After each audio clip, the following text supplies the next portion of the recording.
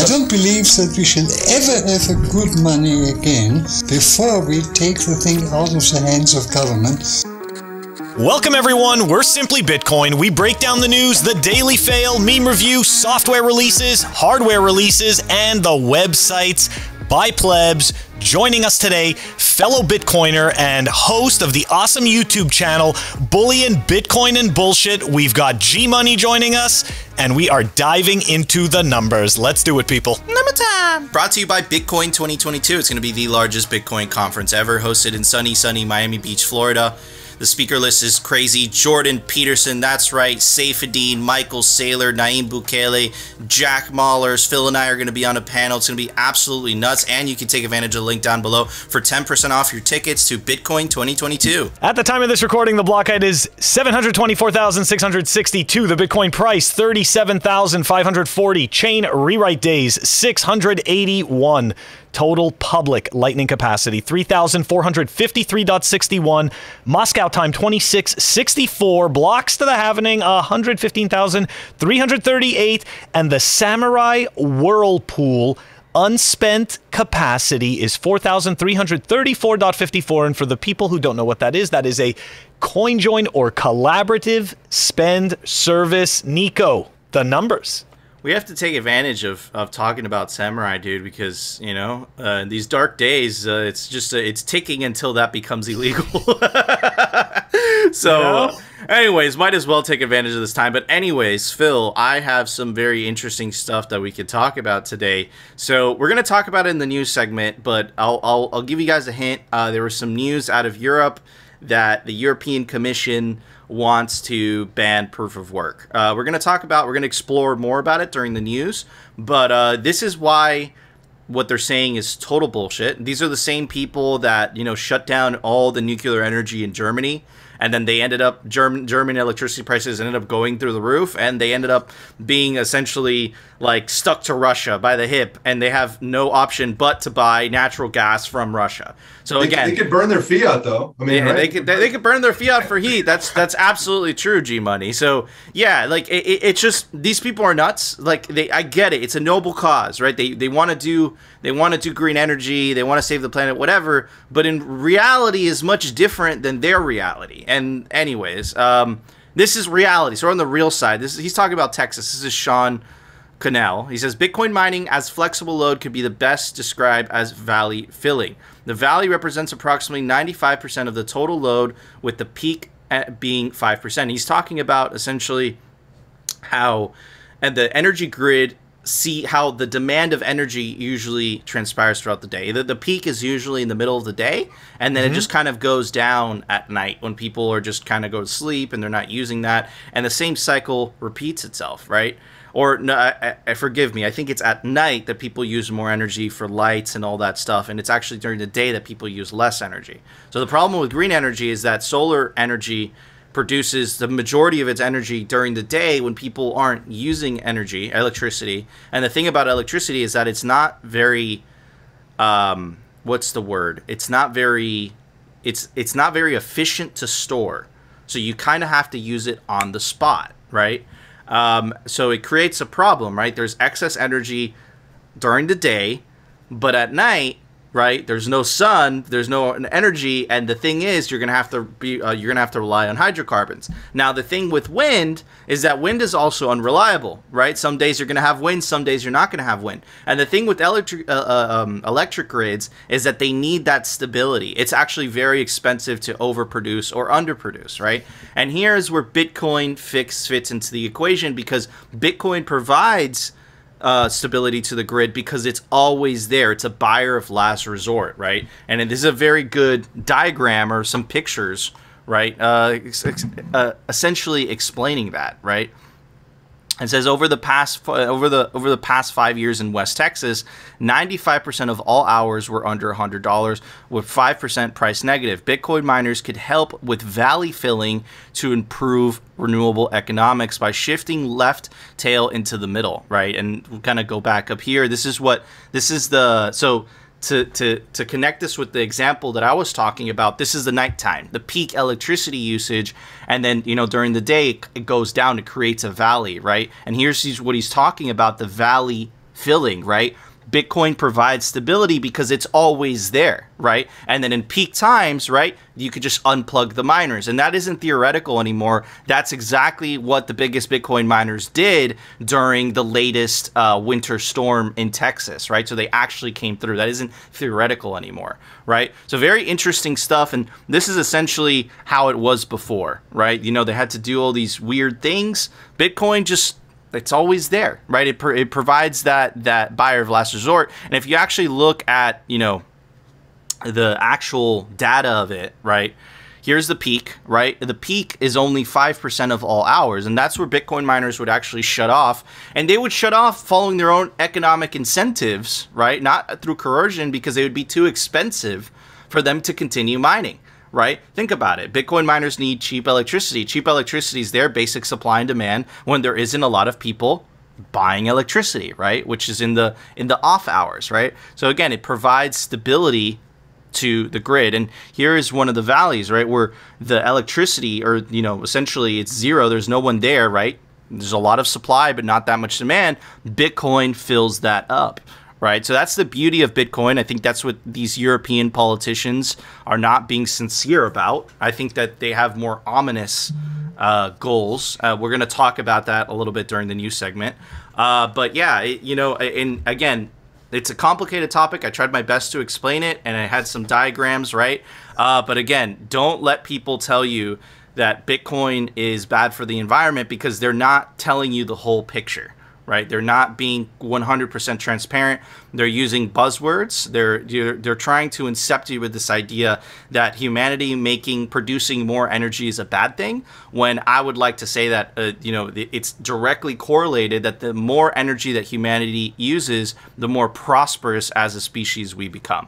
So anyway, and of course, Bitcoin is going to facilitate that, because like I've tried to show during the diagram, it provides stability to the grid, where the grid doesn't have to be guessing, because they know there's always going to be a buyer of last resort. Phil? Yeah, so a couple of points on this. You know, I'd often see this FUD, you know, about how, you know, Bitcoin is taking up too much energy and it's putting too much strain on the grid itself. But really, if we dive into that, which we have ourselves gone into that, we've shown that it's actually the grids themselves that are underpowered and undermaintained, and as a result couldn't handle the load. So there's that aspect of it as well. So to your point, this valley filling, right, would allow the grid operators and the owners to better project their earnings as well, and to possibly maybe you know, invest in regular maintenance of the grid. So that, you know, there's that piece of it too. My second point to this is to the nefarious portion. I don't think proof of work. Look, this is just an attack vector. In my eyes, this is just a bullshit attack vector. Proof of work enables freedom money. Freedom money is bad. Freedom money is bad for the state. So that's it. So here's their angle. You know, they're shooting everything they can right now. You can also take a look at what does it cost to run our current financial system? How much do all the banks use in energy? I mean, that's a classic one. All the ATMs and all the bullshit. We've said this. To print the money, right? So, I mean, that's a classic one too. It sounds like you're peddling misinformation, bro. If it's against the corporate-owned narrative, then we are extremists and tinfoil hatters. Yeah, we're right-wing extremists that are dangerous to democracy. But yeah, it's the whole thing is. It's shady to say the least, but I'm happy that this is happening in Texas, and I think that even as much as they try to fight it, right, and this was the case with China, right, they banned Bitcoin mining, but it's still estimated that 10 to 15% of the hash rate is still coming from China.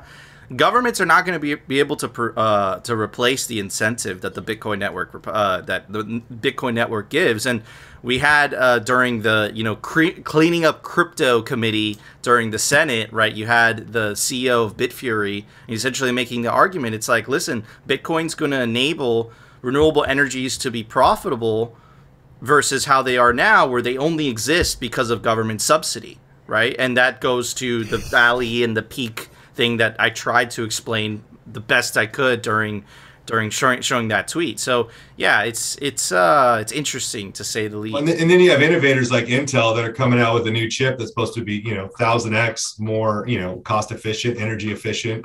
And imagine if we had toasters that you could just plug in. If you're heating, if you're using everyday appliances, why not have a little ASIC or something in there that can mine a little bit of Bitcoin at the same time? Absolutely. I think that there's a lot of signal there, right? It's like ASICs like think about a heater, right? A heater is just uses energy, it heats something up, but it's like at least with a Bitcoin miner, right?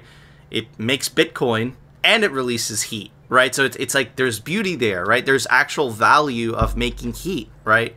Or making electricity into heat. Anyways. Right. And there's so many innovations that can be done with solar panels on top of your roof. I mean, people literally have like money printers on their roof, right? Because you can just, if you look at the cost basis for solar, it's actually not that bad.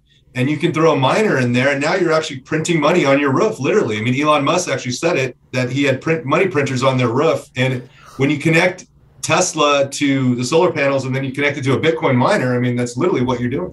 Yep, absolutely. There's some signal there, but they don't want you to know that because, again, it's a conspiracy theory. All of it. Anyways, Phil, it's time for the Daily Fail. Brought to you by Amber App. Check them out, amber.app. It is Bitcoin made easy, the easiest way to stack Bitcoin. Low fees, fair spreads, smart automation. The link is down below. Amber, the smart way to stack sats. We've got one World Economic Forum. I'm going to show you guys this video. This is a World Economic Forum video, essentially with a person talking about how data is going to be used in the future and how the quote-unquote masters of our society are going to use this data. So this is a tweet though from Durgigi, and I do appreciate this. This means a lot to me. Miss me with that shit. Damn right. Miss us all with that shit. Okay? And we're not gonna watch the whole video. We're just gonna look at a little segment of it, and this should sum it all up for us. Here we go. Now, how exactly will the future masters of the planet look like? This will be decided by the people who own the data. Now, why is data so important? It's important because we've reached the point when we can hack not just computers, we can hack human beings and other organisms. Now, what do you need in order to hack a human being? You need two things. You need a lot of computing power, and you need a lot of data, especially biometric data. But control of data might enable human elites to do something even more radical than just build digital dictatorships. By hacking organisms, elites may gain the power to re-engineer the future of life itself.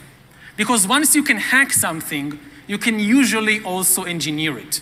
All of life, for 4 billion years, dinosaurs, amoebas, tomatoes, humans, all of life was subject to the laws of natural selection and to the laws of organic biochemistry.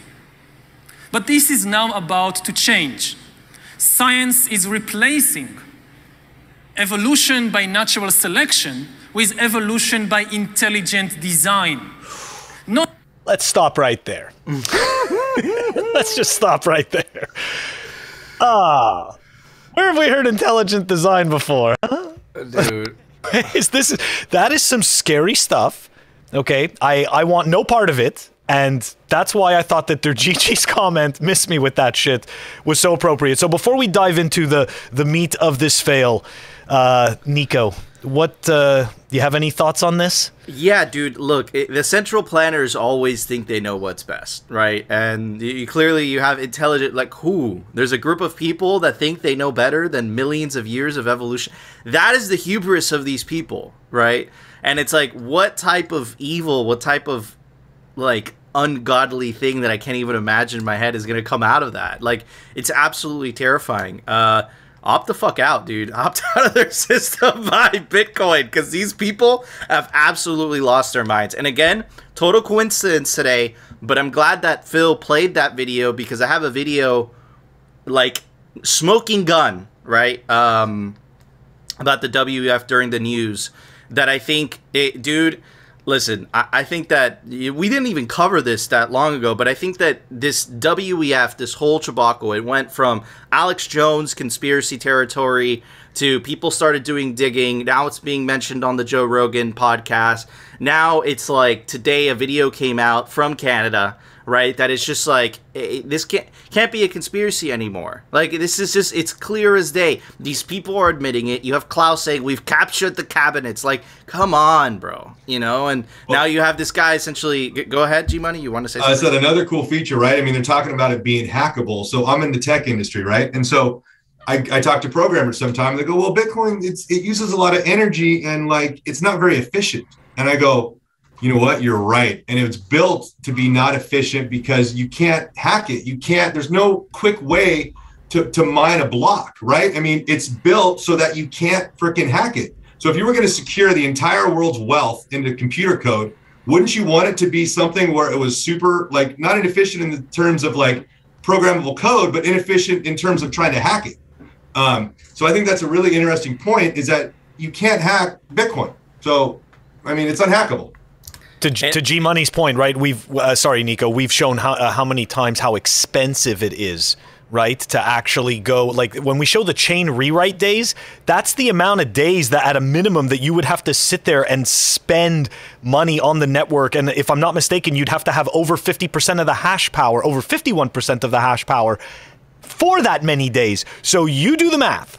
Yeah, no, dude, it's what you said. Like, there's no shortcut to guessing numbers, and that's essentially what mining is, right? You're gonna have to guess, and you're not gonna guess very well if you have a very small, if you have a small amount of hash rate. It's just. It's I finally showed him the light with the Lightning Network. Once I showed him the Lightning Network, he was like, "Okay, I think I'm gonna finally buy some Bitcoins." Yeah, it's people. You know, again, we're gonna talk about proof of work a little bit on this episode, right? Because the Europe went crazy, and people think that to add to what GMoney was saying, people think that proof of work is flawed, but in reality, the energy usage is by design, right? It's what makes it uncorruptible. And I love the reaction from the central planners and from the bankers. They can't have that type of system, which is why they'll back something like Ethereum, right? And you have, you know, one of the Ethereum board members, which sounds funny to say, on the World Economic Forum, and then you have the World Economic openly attacking Bitcoin, right? Because again, you know, they're elites; they think they're better than you, and they're not going to be able to get an upper leg on you in the Bitcoin network, right? But anyways, Phil, what is the next fail? All right, we are gonna take a look. Shout out to Darth Coin for putting this in the Telegram group and tagging us. Okay, we're gonna take a look at the DAO hack from 2016, and what the DAO was essentially the I guess you'd say the first decentralized. I'm totally forgetting what the definition is of DAO. I apologize, but anyways, it was essentially the first big crowdfunding done on Ethereum, and within 1 week that it went live, it ended up getting hacked. So anyways, Laura Shin did a fantastic write-up about this, and she also puts forward a theory as to who is responsible for it, because to this day, we're still not 100% sure. So, anyways, let's dive in. Here we go. Austrian programmer and ex-shitcoin CEO likely stole 11 billion of Ether. Now, keep in mind, guys, this is a very long article. There's a lot of nuance in it. So what I did was that I went through and just took out the main points. Okay, because otherwise we're going to be here forever on this fail, because there's a lot more to this than what's in this article. Anyways, let's dive into it. Who committed the largest theft of Ether ever by hacking the DAO? The decentralized venture capital fund had raised 139 million in Ether by the time its crowd sale ended in 2016. Weeks later, a hacker siphoned 31% of the ETH in the DAO, $3.64 million worth total, or about 5% of all ETH then outstanding, out of the main DAO and into what became known as the dark DAO. Toby Honish, a 36-year-old programmer who grew up in Austria and was living in Singapore at the time of the hack until now, He has been best known for his role as co-founder and CEO of 10x, which raised $80 million in 2017's initial coin offering to build a shitcoin debit card, an effort that had failed. And just to throw in some commentary, I was one of the suckers that bought 10x. Okay, I was one of the people who figured that this made sense. Immediately when I read the white paper, I was like, of course. I'm like, this needs to be money and it's going to have its own card.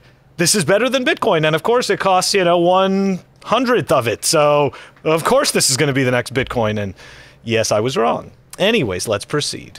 Honish wrote an email. Your statement and conclusion is factually inaccurate. In that email, Honish offered to provide details refuting our findings, but never answered my report follow-up messages to him asking for those details. The DAO left famously and controversially prompted Ethereum to do a hard fork, where the Ethereum network split into two as a way to restore the stolen funds. Don't get me wrong, but at the end of the day, this is something on Bitcoin that can't be done. So, and there's a reason for that. Anyways, ultimately, those stolen funds became the dark DAO, and they weren't holding ETH, but they were holding far less valuable Ethereum Classic. The proponents of the hard fork hoped ETC would die out, but it now trades around 30 bucks. And as I've told you guys in the past, shitcoins don't die. They just become zombies. And they sit around to wait for the next group of bag holders to buy in that this is going to come back. And I remember this. ETC was shilled like a year and a half ago, 2 years ago, that it's going to come back. The devs are coming. They're going to do this amazing stuff. And no, nothing's happening. Nothing's happening at all. Anyways, since Honish won't talk to me, this is Laura Shin, the author, that's explaining this, I can only speculate about his possible motives. Back in 2016, he identified technical vulnerabilities in the DAO early and may have decided to strike after concluding his warnings weren't being taken seriously enough by the creators of the DAO. One of his 10x co-founders, Julian Haas, an Austrian medical doctor who now works in blockchain full-time, says Honish, he is a person that is super opinionated. Always believed he was right. Always. Looking at from that perspective, this is also a tale of the big brains and big egos that drive the crypto world. In early 2016, the Ethereum network was not even a year old, and there was only one app on it that people were interested in, the DAO, a decentralized venture fund built with a smart contract that gave its token holders the right to vote on proposals submitted for funding. It had been created by a company named Slock IT. All right, so Ethereum, there's the DAO that they created with this company, Slock IT. Okay, so let's just keep that all together. All right, on the morning of June 17th, ETH reached a new all-time high of 2152, making the crypto in the DAO worth $249.6 million. A DAO Slack community member said something weird was happening. It looked like funds were being drained. Green, who works for Slock IT, its first employee and community organizer, checked. There was indeed a stream of 258 ETH, then $5,600 worth, transactions leaving the DAO. By the time the attack stopped a few hours later, 31% of the ETH in the DAO had been siphoned out into the dark DAO. So essentially, here's a little graph that can show you the history, the timeline of what happened. So here you can see the DAO sale, the end of the DAO crowd sale, the hack, and then, the very difficult decision that had to be made to restore everyone's funds, because otherwise it would just prove that what was true. ETH is a failed project and you're sitting on a shitcoin. Anyways, let's continue. The Ethereum community pinpointed the vulnerability that enabled this theft. The DAO smart contract had been written so that any time someone withdrew money, the smart contract would send the money first before updating that person's balance. The attacker had used a malicious smart contract that withdrew money, 258 ETH at a time, then interfered with the updating of the contract, allowing them to withdraw the same ETH again and again. It was as if the attacker had $101 in their bank account, withdrew $100 at the bank, then kept the bank teller from updating the balance to $1, and again requested and received the next $100. seems like a really simple hack for something that was supposed to be so big. I just, anyways. All right. Eventually, after much bickering on Reddit, on a Slack channel, over email, and on Skype calls, and Ethereum founder Buterin publicly weighing in, and after it seemed that a majority of the Ethereum community supported the measure, Ethereum did a hard fork. On July 20th, the Ethereum blockchain was split into two. All the ETH that had been in the DAO was moved to a withdrawal contract, which gave the original contributors the right to send in their DAO tokens and get back ETH on the new blockchain. The old blockchain, which still attracted some supporters and speculators, carried on as Ethereum Classic, or as we know it, ETC. On Ethereum Classic, the DAO and the attackers' loot in the form of 3.64 million ETC remained. That summer, the attacker moved their ETC a few hops away to a new wallet, which remained dormant until late October, when they began trying to use an exchange called Shapeshift to cash the money out to Bitcoin. Shapeshift, at the time, didn't take personally identifying information. The attacker's identity was not known, even though all their blockchain movements were visible. The hacker managed to obtain 282 Bitcoins. Shapeshift frequently blocked their attempted trades. They gave up cashing out, leaving behind 3.4 million in ETC, then worth 3.2 million, but today is worth more than 100 million. Jumping off from the coin from analysis, blockchain analytics company Chainalysis saw the presumed attacker had sent 50 BTC to a Wasabi wallet, a private desktop Bitcoin wallet that aims to anonymize transactions by mixing several together in a so-called coin join. Using a capability that is being disclosed here for the first time, sounds like a sales pitch, Chainalysis demixed the Wasabi transactions and tracked their output to 4 exchanges. In a final crucial step, an employee at one of the exchanges confirmed to one of my sources that the funds were swapped for privacy coin Grin and withdrawn to a Grin node called grin.toby.ai. This is all going to matter at the end when we put this together, okay, these names. The IP address of that node also hosted Bitcoin Lightning nodes, ln.toby.ai, lnd.lntoby.ai, and was consistent for over a year. It was not a VPN. It was hosted on Amazon Singapore. Lightning Explorer 1ML showed a node at that IP called 10x. So far, it's looking like it's leaning in that direction to be the co-founder of 10x. Anyways, let's continue. For anyone who was in crypto in June 2017, this name may ring a bell. That month, as the ICO craze was reaching its initial peak, there was an $80 million ICO named 10x. The CEO and co-founder used the handle Toby AI on AngelList, BetaList, GitHub, Keybase, LinkedIn, Medium, Pinterest, Reddit, Stock Overflow, and Twitter. His name was Toby Honish. Where was he based? In Singapore. Although he was German-born, raised in Austria, Honish is fluent in English. The cash-out transactions occurred mainly from 8 a.m. until 11 p.m. Singapore time, and the email address used on that account at the exchange was @toby.ai. I mean, it's looking this way. Anyways, Honish wrote 4 posts on Medium, beginning with, because remember, earlier I was explaining that they didn't take him seriously, right? The creators of the DAO weren't necessarily taking him seriously. So here we go. Honish wrote 4 posts on Medium, beginning with the DAO risk-free voting.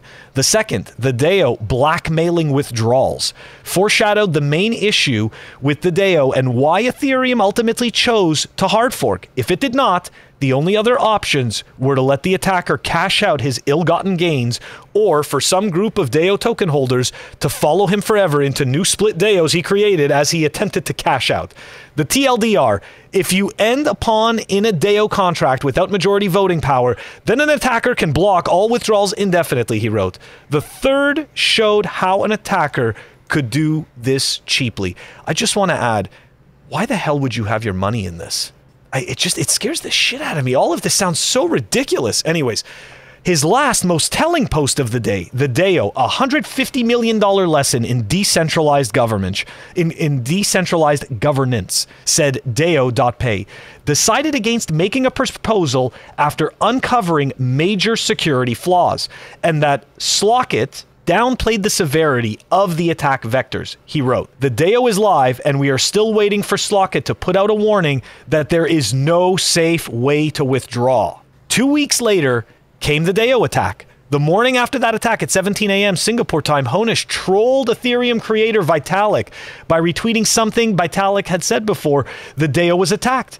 But after it was known that the vulnerability used in the attack was evident in the DAO's code, in the 2-week-old tweet, Buterin had said that he had been buying DAO tokens since the security news. Over the following weeks, Honish tweeted anti-hard fork posts like one titled, "Too big to fail is failure guaranteed." And we saw this in our banking system, right? All those too big to fail banks, they were so big we had to bail them out and print more money, and as a result, make all of us infinitely poorer. The hacker missed the chance to be a hero, says Green. He really screwed the pooch. Reputation is more valuable than money. As I noted earlier, after being sent a document laying out the evidence that he was the hacker and asked for comment for my book, Honish wrote that my conclusion is factually inaccurate.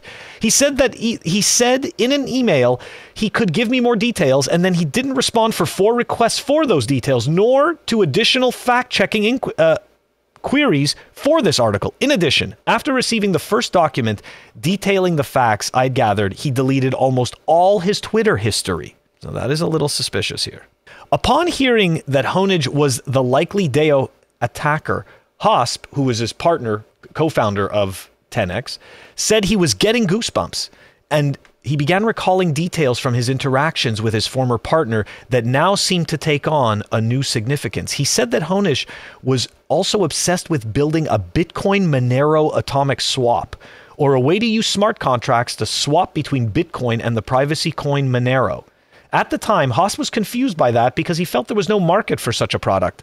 Later, Hosp pulled up chats from August 2016 in which Honish seemed excited about the price of ETC. When trying to recall the incident that he believed prompted Honish to close his Reddit, Hosp began searching on his computer and muttered to himself he always used Toby AI. He confirmed that one of Toby's regular email addresses ended in @TobyAI. A still astounded Hosp, for some weird reason, he was quite well aware of what has happened. He understood more of the DAO hack than when I asked him what had happened than I had found on the internet or anywhere. So look, Laura Shin is putting forth the idea that the hacker is Toby Honish. And don't get me wrong, it totally seems, based on what we just read through, it completely seems plausible. But do we actually know this? We don't. You know, we really don't. But for me, the major fail here in what I just read to you guys is this should have never had anyone's money in it. Okay? Ethereum should have never done this. When Ethereum initially failed, it should have been allowed to die as ETC and become the zombie coin it is now. But instead, they hard forked, and a whole bunch of clowns are sitting in the circus right now thinking they're the main show.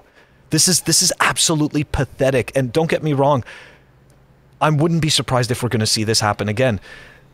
Maybe when we go to ETH 2.0. Oh, sorry, Pappy. No, I was going to say, I picture these Ethereum guys, like those Office Space guys that are thinking of how to rip off the company and just charge like fractions of a penny. Mm-hmm. Like they're coming up with all these gimmicks. I'm like, what can we do next? You know? Anyways, when you were reading through that, I just pictured the Office Space guys trying to figure out how to pull off their next rug pull. And you totally remember what happened, right? He put a decimal in the wrong spot. He got busted. Dude, so first of all, shout out to the author of that article. It's very well done, right? She like laid out her case. He's definitely acting suspicious, but again, all this is alleged. None of this could be confirmed yet. But yeah, man, like, look, if your shitcoin has that capability to just, you know, just someone just to rug pull that much money, then it's a shitcoin. You know, it's a shitcoin. Like, Bitcoin doesn't have that. You either have the private keys or you don't, you know, and it's designed that way. A lot of people are like, oh, Bitcoin's a dinosaur. Bitcoin only does this. That's by design. That's literally by design. You know, Bitcoin's, GG has this amazing, you know, 21 lessons. You can go to the website, you can get the book. And, you know, it's don't move fast, don't break things. Where Ethereum is move fast, break things. Anyways, Pappy, you have any thoughts on this? Yeah, I mean, it's kind of an epitome of our current system of humanity, though. I mean, if you think about it, people are searching for yield. They can't save their money. They don't know what to do. So what they do is they fall into degenerate gambling. And it's sad, but like the fiat money system has turned everybody into gamblers because they don't understand their money. They don't understand. They don't respect it. So they're like, well, I'm going to either, live in a shoebox, or I'm going to live in in an apartment in Malibu or something. So it's sad, actually. I think it's sad, actually. And it sucks. It sucks. But it's one of those things. Bitcoin fixes this, but, unfortunately, a lot of people are going to get wrecked in the process. It's a hard lesson to learn. It is a hard lesson, but everyone has to pay a price of tuition, right? But anyways, Phil, it's time for the daily meme review. Brought to you by Citadel 21. It's the best Bitcoin cultural zine. It's stories, articles, comics by actual Bitcoiners. This is volume 10. This is the artwork. They're scarce. There's only 1,000 copies made per volume. Get your print of Citadel 21 today. All right, so there's going to be a very special meme review today because Pappy actually sent me some dank Pepe memes. We're going to review those last. But anyways, let's start with the Labrajado one. What's the second best crypto asset? There is no second best. Stop. And all the shitcoin friends. It's so true. It's so true. Anyways, this is the old Soviet thing. He gave $15 to the truckers. Absolutely hilarious. Moving on to next one by Pubby. Bitcoin trucker bank accounts, Canadian government. Right, the horse is in position to eat the pond. It's good. It's good. All right, next one by Exalib. Stay the line. I got the virus, but I'm thankful I'm triple jabs, or it would have been worse. Oh man, with all the data coming out these days, I don't know, man. Okay, anyways, by Spinte, Bitcoin is a technology, Bitcoin is digital gold, Bitcoin is freedom money, Bitcoin is digital energy, Bitcoin is life force in cyberspace, Bitcoin is humanity. Ooh, okay, deep. All right, moving on to the one by Mark Sparrow. Your digital ID is safe with me. They look the same. They really do look the same. All right, moving on to the Pepe ones. All right, and they need some, I think they might need some backstory explanations from November 24, 2016. Okay, what is the backstory? So the backstory here is that nobody knows that Bitcoin actually had smart contracts before any of these rug pullers in the OpenSea space, right? So Bitcoin and Counterparty, which is a second layer access to Bitcoin, or second layer access to the network, but these were minted on the Bitcoin blockchain back in 2016. Ooh. So before Bored Apes and all these other shitcoin JPEGs, Bitcoin was minting these as artwork. And so this is a unique one because it's Trump Pepe, and the point is you can never be too Pepe. And the bottom thing is making crypto great again, whether you like it or not, right? So it doesn't matter if you don't like Bitcoin or you think it's slow, or it doesn't really matter because that's where we're going. So I thought this was an interesting one, and I think more Bitcoiners need to understand that Bitcoin had it first, layer 2 contracts, and there's a historical record in rare Pepes that a lot of people don't understand, and I'm trying to bring more exposure to it. So absolutely, I love that. All right, this is the second one. Okay, so this one we're going to put our tinfoil hats on, guys. Now you may recall an anonymous letter of the internet between P and R from back in the day. Okay, right, the 17th letter of the alphabet. Okay, this card was minted 45 days before that guy started posting on the internet. And I want you to scroll down and look at his health and look at his shield. And I want you to look at how many were issued. Okay, now I don't know. You want to put a hat on, a tinfoil hat on. This is the card to do it with, because 45 days before this guy ever started posting, this card was made and minted to the Bitcoin blockchain. Did that just blow your mind or what? That's fucking nuts, dude. And the wallet that created this. Hold on a sec. It gets better. The wallet that created this hasn't moved any of these cards in like 4 or 5 years. The owner, the guy who created the first rare Pepe, who is anonymous still, doesn't know who the artist of this is. Oh, so, I've been doing some weird digging. Is it crazy? Is it Satoshi? I don't know. Anyways, this is next one by Cover Pepe. Another great one. Okay, so what do we have in the top right corner? We've got Andrew Jackson Pepe. Okay, and those who recall when Trump first came into office, the first portrait he put in the Oval Office 3 days in was Andrew Jackson. Okay. Now, if anybody understands Covfefe, nobody really figured out what that meant, okay? Now, if you take letters to numbers, C-O-V, C is 3, O is 15, and then you have V, which is 22. Well, we're coming up on the Ides of March, and I don't know if 3/15/22 has something to do with this year, but one unique thing about it is that this card was made, and the Covfefe... oh shit, I forgot what I was going with this. Anyways, the Covfefe meaning, I think, hasn't really been figured out yet. And I think maybe something, The other thing is 3/15 is the day that all debts are settled according to Roman law. So the Ides of March was actually a calendar year where all debts were settled. So just some interesting stuff. Interesting. Very interesting. Yeah, no, this is cool. I like I'm intrigued. this. I'm intrigued. Yeah. All right, last one. Okay. It's Satoshi and Pepe. This was the first card minted on the blockchain, okay? In Bitcoin blockchain. This was the Nakamoto card, the first rare Pepe ever minted. It was created on 9/9, and it was actually minted on 9/13, meaning they added artwork to it. So on the 13th of September in 2016. What's funny about this is Hillary Clinton attacked Pepe, calling him a racist frog on September 11th. When she wobbled into that van and they had to help her up. That day, she put a thing on her website attacking Pepe by name. 2 days later, this thing came up with a card, and Satoshi Nakamoto was born on the Bitcoin blockchain. And if you notice, there's a 3, there's a 1, and there's a 15 in there. I don't know, guys. And you guys, this is all digitally trackable. You can go back to 2016. I'm not making this up. It's all time blocked on the time chain. So, anyways. If you want to put your tinfoil hat on, there you go. There you go. We're gonna have a lot of Alex Jones moments on this show today, and that was my favorite so far.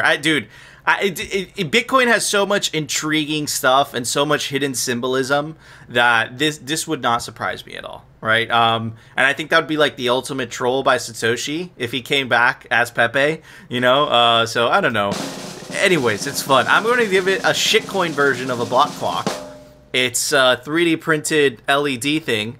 So it's a shitcoin block clock, right? Not the block clock, it's a shitcoin block clock. Anyways, Phil, what are you going to give it? I love the Pepe history stuff. That is super cool. I'm totally, I'm excited. One more thing is that Truth Social, Trump's new platform, in case you didn't know, there's a microservice running underneath it in an API, and it's called Pepe. Oh, interesting. There might be something there, Phil. Okay, I am gonna give it this, and it's interesting that we're looking at Pepe's because I am gonna give it this very useful frog tape. Okay, that's right. It's frog tape. Deep. Everyone's gonna be so confused. It's are they fucking with us? Oh man, I'm just as confused as everyone. Anyways, guys, we want to know if you agree with our scores, you disagree. Let us know down in the comment section. Make sure to subscribe to us on alternative video platforms because we do talk about Pepe, talk shit about the World Economic Forum, like rumble.com and our personal favorite, bitcointv.com, and join our Telegram group. Link us some dank Bitcoin memes to review. But anyways, Phil, it's time for the daily news. Brought to you by cryptocloaks.com. They make the best 3D printed Bitcoin merch, like the famous Bitcoin honey badger. It comes in 3 different sizes: a small, this is the medium, and a large. Opens up, you put your favorite hardware wallet in there. You could also get the famous Bitcoin grenade like I showed yesterday, and you can take advantage of the link down below for 5% off anything on the store, cryptocloaks.com. All right, so I told you during the fail, or was it the number time, I told you that the smoking gun has been found. I don't think that you could call the Great Reset a conspiracy at this point.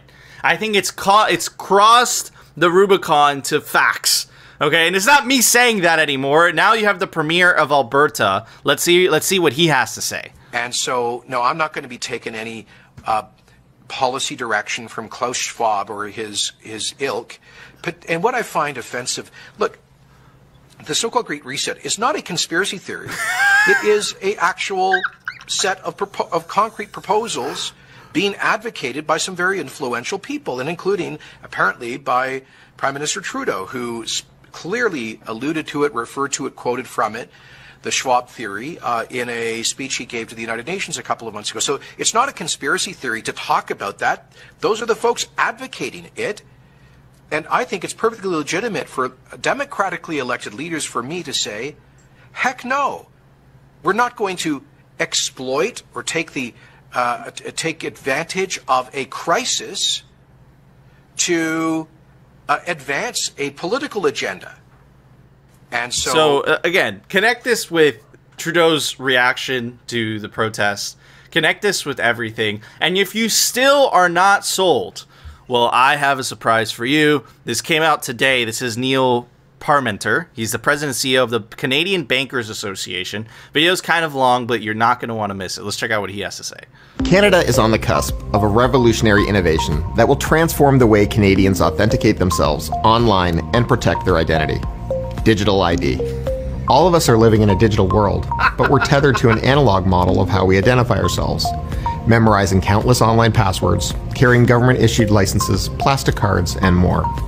Digital ID is a way for Canadians to identify themselves to government, businesses, and each other electronically, with ease and rock-solid security, without the need to present physical documents. One interconnected network.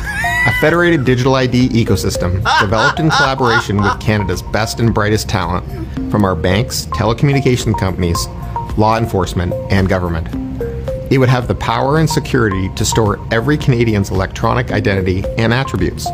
And it would unlock countless opportunities for Canadians to verify who they are safely, quickly, and securely, while only revealing the information necessary for each transaction. A fast, easy, and secure way to bank, sign up for government services, renew driver's licenses or health cards, shop, travel, and more. Canada's banks are perfectly situated to help lead the creation of a federated digital ID system between government and the private sector. The World Economic Forum agrees that banks and financial What did he say? Did he just say the World Economic Forum agrees? And a digital ID? And you have the Premier of Canada saying it? Bro, this is not a conspiracy theory anymore, bro. This is not a fucking conspiracy theory anymore. We've been telling you this for a year. Now they're telling you in the open. Digital ID, it's a great idea. You're going to want it to shop, buy food, do anything. It's a great idea. And the World Economic Forum thinks it's also a great idea. This is a fucking dystopia. I don't want to fucking partake in this. And again, they're going to shove this down everyone's throats in the fiat system. You're not going to have a choice. So it's what I've been telling you for a year now.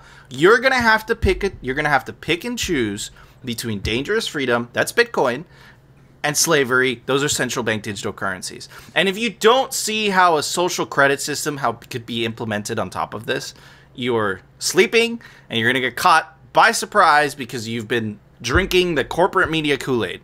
That's all I have to say on this. Phil, once again, simply Bitcoin, two idiots on the internet, were proven right. Phil? I wish that they expanded on the whole unlocking opportunities through digital ID. I really want to understand what those opportunities are for the individual person. And right now, are we really having a problem identifying ourselves to each other so much that we require a digital ID from person to person? Is that really a problem? I'm serious. Like, is that happening? I don't think so. I'm just not feeling that problem anywhere I go, for real. Never felt that problem in any business. I've worked for a Fortune 500 company. I've traveled all over the States and Canada. Been to many different businesses. We've never had this problem of confusion with ID and stuff. I've never seen people have, seizures or mental breakdowns over having too many identifications or not being able to figure out which ID to use. So I'm kind of worried. I'm kind of worried that they're creating this out of thin air to really just push through this whole centralization of all of our data. And this goes back to the video that we even showed at the beginning of the fail, right? The masters of our planet. The fucking hubris, guys. They're already sitting on the throne. They're already sitting on the throne. They're getting ready. We're the masters of the planet. We're going to take their data. We're going to use it against them. Dude. But they're going to unlock opportunities, Nico. Yeah, and they're going to make it convenient for you so you don't have to type in those bad passwords. Anyways. Evil passwords. Pepe Master, GMoney. What are your thoughts on this? I mean, they just want to tie your vaccine passport to your social credit passport to your bank account so they can shut you off and tell you what to eat and what to drive, and they want total control. That's the bottom line. That's exactly what we've been saying, right, for so long. And then these two videos came out today, and I was like, wow! They're not even hiding it anymore. That's how far along their plan is. But here's the thing, right? They have a problem, and that problem is Bitcoin. And how are they reacting to this problem? I'll read it to you. European Union on track to ban Bitcoin. Another country trying to ban Bitcoin, which we know it doesn't work. According to a report published by German cryptocurrency media outlet BTC Echo, the European Parliament, one of the legislative branches of the European Union, has moved to ban Bitcoin and other proof-of-work cryptocurrencies. Check that out. not proof of stake, proof of work. Why? Because they can't control it. We talked about this during during the numbers. The final draft of the markets in the crypto assets framework, the much anticipated package of cryptocurrency regulations, includes a provision forbidding the environmentally unsustainable. Connect that with what I said during the numbers, because that's the exact opposite. It provides stability, right? Anyways, this means that Bitcoin could become illegal within the European Union starting from January 1st, 2025. The businesses would be prohibited from offering any services associated with proof-of-work cryptocurrencies. And here's the thing. We're not the only ones tinfoil hatting. This is Jordan Peterson, and he's replying to socialist Greens and left call for ban of proof-of-work cryptocurrencies like Bitcoin in the European Union. And Jordan Peterson says because centralized control. And I think Jordan Peterson is absolutely right. Anyways, moving on to the last segment. This is a very famous video, very popular video by our guests, by Bullion, Bitcoin, and Bullish. Definitely go give them, definitely subscribe to his channel. Really cool stuff. And I recommend this video. I'm not going to summarize it, and I thought about doing it because I'm going to butcher it.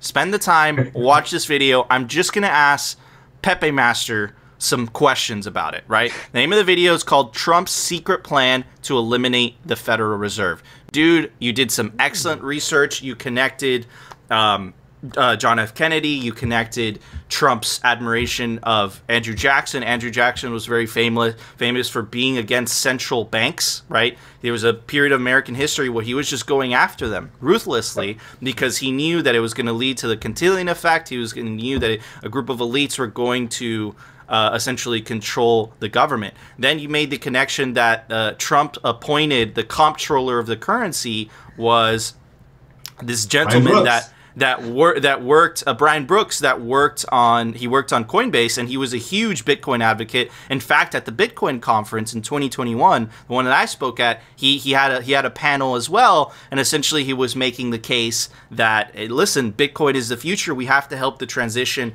from banking to Bitcoin. Right? Yeah, he basically said they were going to replace the entire financial system. Yes. So, and then Trump appoints this guy as the comptroller of the currency, right? And we've covered the comptroller of the currency, by the way, because we actually did an episode on Sola Amarova, right? That actually wanted to federalize all banking in the country. Another U.S. bank, yeah. Yeah, exactly. So Central Bank of the U.S. Exactly. So I have some questions for you, bro, because obviously we have been covering the Trump debacle, right? And Trump is he's a pretty big advocate against Bitcoin, right? One of the things that I like about Trump is that it's not like Hillary Clinton. He's like, Bitcoin is a threat to nation states. No, Trump's a straight shooter, and he'll tell you, I don't like it because it competes against the dollar. You know, you can admire the fact that he's not trying to hide anything under the table, whatever. He's just like, I don't like it because it competes against the dollar. So what would your argument against that be? Do you think this man is playing 5D chess in the background? Because at the end of the day, right, and you see this a lot from Republican governors, you see this a lot from Republican senators, right? Matter of fact, as much as we want this to be a bipartisan issue, and there's definitely some Democrats on board, and there's definitely Republicans that are against that. But by and large, right, if you see where the battle lines are drawn, it's the establishment Democrats are against Bitcoin, right? Elizabeth Warren, Hillary Clinton, for environmental reasons, very similar to Europe, by the way. And it's actually, you have very predominant Republican senators like Ted Cruz, right, like Senator Cynthia Lummis, right, that are huge, Senator Toomey as well, that are huge Bitcoin proponents, right? So again, you know, it's kind of getting drawn here, the battle lines, in my opinion. I definitely think that there's Democrats that support Bitcoin, and I definitely think that there's Republicans that are against Bitcoin. It's not black and white, right? But why would you, like, what's your theory of the case here? What would you make people believe? I mean, first off, we have to understand Trump is not a politician. He's always been an outsider, okay? This is a man who has been an outsider his entire life, okay? He's been a successful businessman, whether he got money to start with or not. He created an enormous amount of wealth, okay? This is also a man who understands real estate. He understands scarcity. He understands inflation, okay? Because a lot of his investments are in real estate, and he knows real estate is a very good hedge against the money printers. And so what we have is we have a timeline of events that kind of magically come together, okay? We have the Treasury wrapping up the Federal Reserve via the Exchange Stabilization Fund from the Fed to BlackRock to the Treasury. Okay, we have that happen in March when all this money printing was going on. Right after that, he hires Brian Brooks. Okay, right after he hires Brian Brooks installs Bitcoin into banks. Okay, over 70% of the thing, he makes it legal. Okay, not only does he do that, but he nominates Brian Brooks for another term in November. The problem is the Senate Banking Committee couldn't get to it in time. But this is a man who's fired people on Twitter for doing stupid shit. Okay, and if he hates Bitcoin, why would he hire the main guy from Coinbase of all crypto places and then hire him on for another 5 years? I think it's a little suspicious. Yeah. So we also have Melania Trump now tweeting out Bitcoin's birthday. She tweeted it out on January 3rd about the Bitcoin birthday. She launched her own NFT. Trump just launched his own NFT on a shit platform, but he still launched one. He knows about crypto. He knows about blockchain. And if you listen to what he actually says in some of his statements, he says, essentially, Bitcoin is a currency. Okay. And I think that's important. So, okay. So, you know, the 2024 election is going to be, I can't even come up with words, right? It's going to be spicy, interesting to say the least. Let's say hypothetically, of course, right? Trump wins a second term in office. We're totally tinfoil hat and we're totally speculating. If you guys are not interested in that, tune off the video. But what would you say would be Trump's next moves based on what he's done or based on the theory that you've created? Where is this going? So I think there's a lot of moving parts, and I don't even think 2024 will make it without getting to reset before then. I think there's going to be some kind of major effect, but I do think... What do you mean by that? Hold on. So I think we're in a smooth transition right now. I think we keep talking about this transition from banks to Bitcoin. I think we're actually in that transition right now. And what I think is eventually going to happen is the Fed's going to actually have to put Bitcoin on the balance sheet. And so if you were to think about this total collapse of the financial system, nobody wants that. We don't want to collapse. We don't want to have this, despair and the dollar going to like Zimbabwe dollars. Like if we were to have a somewhat reasonable transition to get this beast under control, it would be to the Fed to just buy Bitcoin eventually, put it on their balance sheet. Because we're in a game theory situation now. And if Russia starts pricing energy in Bitcoin, if Russia gets kicked off of SWIFT, which with the whole Ukraine thing going on right now, it's very likely, and they go price energy in Bitcoin, what is the Federal Reserve going to do? They have to. It's like they have to. They're forced. Yeah. And so I think we're in a game. I don't even think of 2024. I think of like this year and next year in the midterms, what's going to happen between now and then with the financial system? Because COVID didn't work. The money printers need another reason to print money. They're running out of options. Okay, so if a cyber attack comes, I don't know what's coming. Something's going to come where they're going to have to need a reason to print more money because their system is failing. So, yeah, they tried. Go ahead. Oh, go ahead. Okay, I was going to quickly just say they tried with the war in Ukraine, and if you saw the corporate-owned media, it's kind of funny, right? Because I forget who it was. The representative, comes out and explains, what's going on, and the journalists are asking him for evidence, and he's saying well, I just told you what's happening. And they're like, that's not evidence. We're not having any evidence, so we can clearly see that no one's buying this. Oh, well, here we go. Let's dive into it. No. I just pulled it up as an example to prove your point. I'm not going to read anything, but it says, look, how the Ukraine crisis is already hitting American wallets, right? And connect this, right? It was remember it was the supply chain? Apparently supply chains are gone now. Apparently the main culprit of inflation is the Ukraine. So yeah, I just pointing out the total clown world that is the corporate media. Anyways, Phil, sorry to interrupt you. No worries. Actually, it's great that you pulled that up. Are you aware that 98% of everything that we buy and use here in the States is from Ukraine? I didn't know that. Oh, well, yeah, that's it. That stuff just shifts. Good to know. It just shifts, man. The goalpost shifts. Where stuff gets made shifts. So. Good to know. Good to know. Well, I'm very wrong, by the way. That is incorrect information I'm giving. I'm just pointing that out. Things flying all over my face. Okay, so I'm very bullish. Okay, go ahead. So if you want to dive deeper into some of this stuff, it actually has to do with JFK and his executive order 1111. Okay. Now, did you guys know about the executive order 1111 and the currency and different sorts of debt attached to it versus not being attached to it? So basically, when Kennedy did that, he was assassinated after on 11/22. Okay. Now, if you go back and you look at some interesting players like Michael Saylor, Did you know Michael Saylor's initial Bitcoin purchase when he bought Bitcoin, the final number it came out to was $11,111.11? I did not know that. Did you guys know Jack Dorsey tweeted out 11 plus 11 when Bitcoin hit 22K? I mean, there's this weird synchronicity going on with Bitcoin too, in some of these players, and I don't think Trump could necessarily come out and say, "I'm all for Bitcoin." I mean, you would have seen anybody would have attacked him and said, "You're stupid." I mean, Bitcoin may have not survived an attack if Trump were to come out for it. I mean, I'll be honest with you. There's just some other interesting things. So Trump's SEC was the one that stopped Ripple, and it's the one that stopped Diem.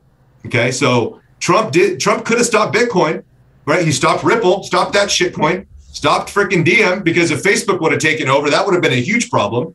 And you've got guys like Michael Saylor, and you've got all this other stuff going on in the background, and it's kind of a smooth transition. I mean, we're in some like rocky waters, but like you guys aren't like loading up with your AR-15s and like heading out to like protect your family at night. I mean, you know, it's a little bit rough. We have to pay more for food and stuff, but I think that the smooth transition is here. We're not going to have a war with Russia.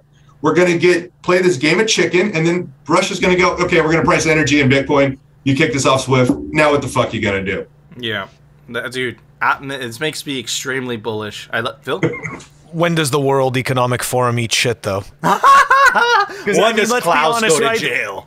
Yeah, exactly. Because let's be honest, that crap that they're putting forth, the Great Reset, that is scary nonsense, and it is totalitarian and everything, all dystopian, every terrible word that we can think of that describes an existence we want no part of.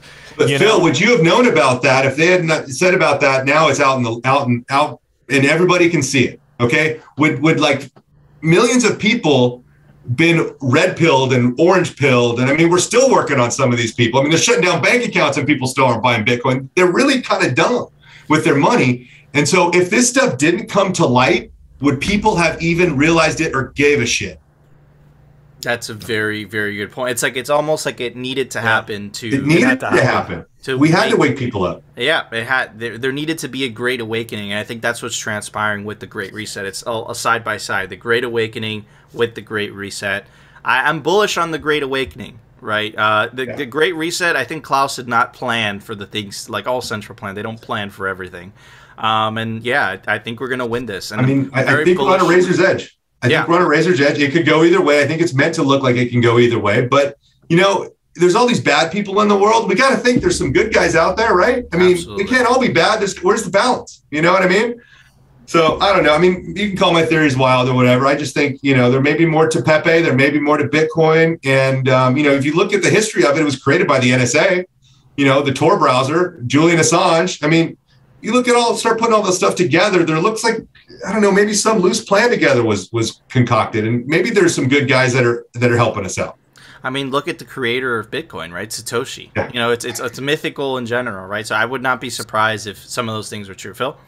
There's a term used for the people working in really high places in the government that are actually helping and that are proponents of freedom. I think they're called, I could be mistaken, it could be called like the fifth pillar or something like that, but there's a specific naming convention. If any of our viewers know it, please drop it in the comments or something. But let us know down in the comments. Pretty sure they're called the fifth pillar, and these are the types of people that work in the NSA that are like, you know, screw this system. Yep. You know, so. Absolutely. Preach. But anyways, Phil, there was an open source software release today. Why don't you tell everybody about it? Software releases. Brought to you by CipherSafe. Check them out, cyphersafe.io. It's the best place to store your Bitcoin seed. This is the Cypher Wheel, or store your seed in the all-new Cypher Grid. Comes complete with punch tool and tamper-resistant wire. We've got Galloy version 0.1.9 that was released, and that is down below in the show notes, guys. Don't forget to check us out on our audio-only platforms, Apple Podcasts, Spotify, and Anchor. Awesome. Thank you, Phil. All right, guys, that was our show. Before we go, if you like Phil and I's threads, you can go check out rephard.com, represent LTD, and you can take advantage of the link down below for 15% off anything on the store. Also want to give a very special shout out to our awesome guest, GMoney. Go check out his awesome YouTube channel. Very, very cool conspiracy Pepe thing. He makes this awesome. You guys have to check out the video. It's called Trump's Secret Plan to Eliminate the Federal Reserve. He lays out the case. Subscribe to Bullion, Bitcoin, and Bullshit with GMoney. Guys, that was our show. If you enjoyed the show, smash that like button. And of course, if you want to continue hearing the Bitcoin news from the plebe perspective, which we've been pretty spot on, so give us credit, and the catastrophic fails, definitely consider subscribing to Simply Bitcoin, and we'll see you tomorrow, guys, for a brand new episode. Bitcoin had smart contracts before your shitcoin ever did. Deal with it.